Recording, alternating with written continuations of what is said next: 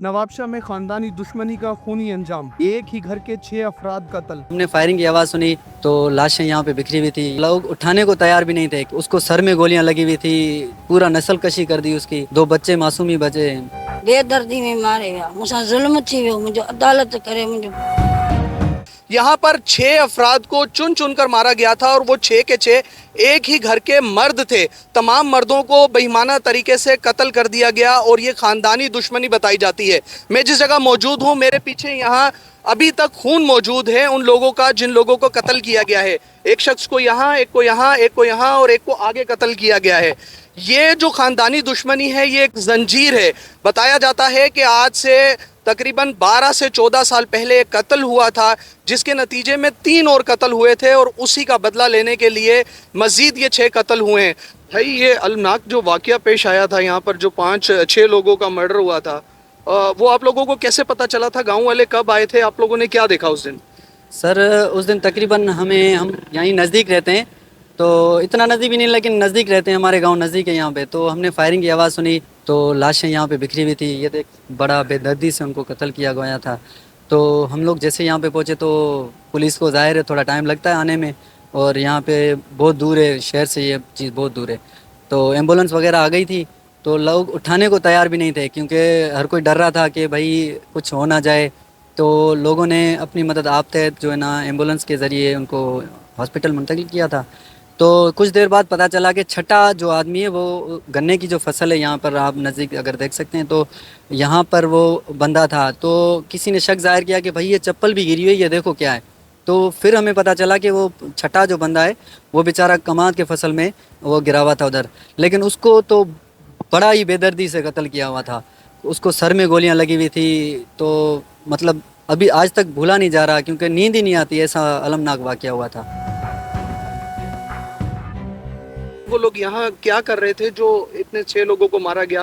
क्योंकि एक तस्वीर जो है उसमें वो मोटरसाइकिल के साथ ही लेटे हुए। जी हाँ सर, असल में एक साथ नहीं थी लाशें, कोई वहाँ पड़ी थी कोई यहाँ पड़ी थी। मतलब थोड़ा फासला था, डिस्टेंस था बीच में बहुत सारा।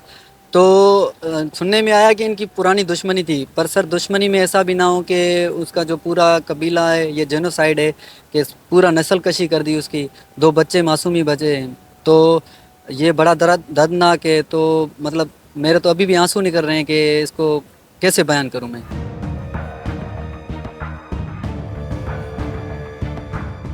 जी, मैं इस वक्त मौजूद हूँ उस कब्रिस्तान में जहाँ वो 6 नौजवान जो हैं जिनकी तदफीन की गई है और उस कब्रिस्तान में उनकी वालदा यहाँ मौजूद हैं। हम इनसे पूछेंगे वाकया उस दिन किस तरीके से पेश आया और क्या हुआ। पर ही छो थे ओछा दुश्मनी हुई जाता है। अरे बा दुश्मनी दुश्मनी की गई है हमारे साथ। घर के तमाम मर्दों को चुन चुन कर मार दिया गया है। ना हमारे पास अब कोई कमाने वाला बचा है और ना घर में कोई मर्द है इनकी हिफाजत के लिए।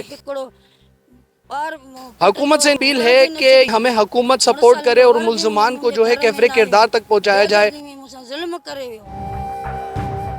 जी नाज़रीन, मैं इस वक्त मौजूद हूँ उस ताज़ियत वाले, सिंध में कहा जाता है तड्डा, जहाँ पर लोग ताज़ियत करने के लिए आते हैं।